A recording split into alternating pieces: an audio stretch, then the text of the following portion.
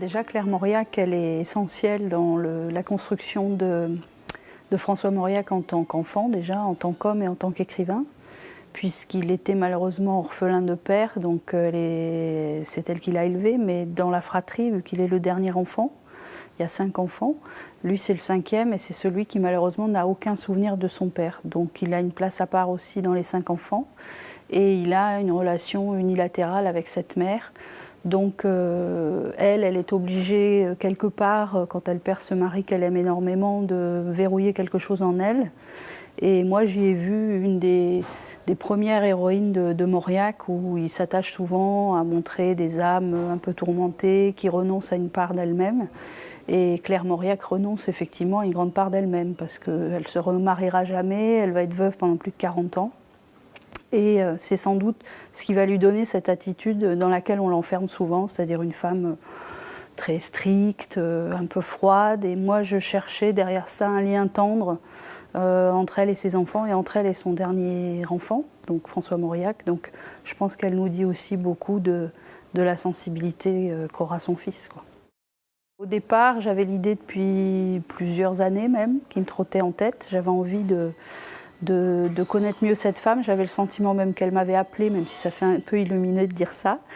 Mais une fois que j'ai eu le oui de l'éditeur, etc., j'étais un peu au pied du mur, et à part quelques écrits de Mauriac sur sa mère, j'avais pas grand-chose. Et heureusement, déjà à Malagar, donc au centre François Mauriac de Malagar, ils ont pas mal de choses.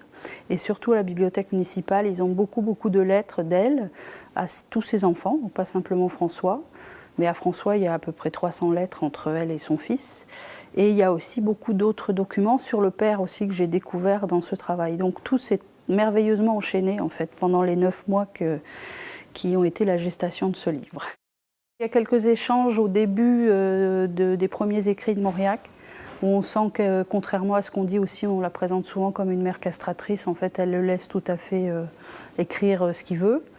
Et elle a des réactions un peu amusantes parfois sur ses écrits, mais il y a des fois, elle est assez bouleversée. Et je pense qu'il y a aussi des écrits sur la question de la foi, mais moi je ne les ai pas lus personnellement, mais voilà, il y a aussi une transmission par rapport à la foi, puisque Claire Mauriac est très pratiquante, Mauriac aussi, mais ce qui est curieux, c'est que sans avoir connu son père, il a plus l'attitude de son père, c'est-à-dire beaucoup plus critique, et il analyse beaucoup plus.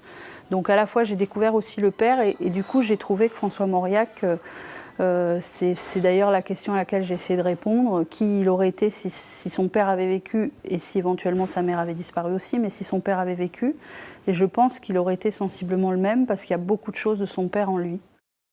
Je voulais faire un ouvrage très documenté, c'est-à-dire que je cite toutes mes sources, je ne veux pas inventer de choses, mais je ne voulais pas que ça soit une thèse. Donc je voulais que ça soit le portrait de cette femme, le portrait d'une famille.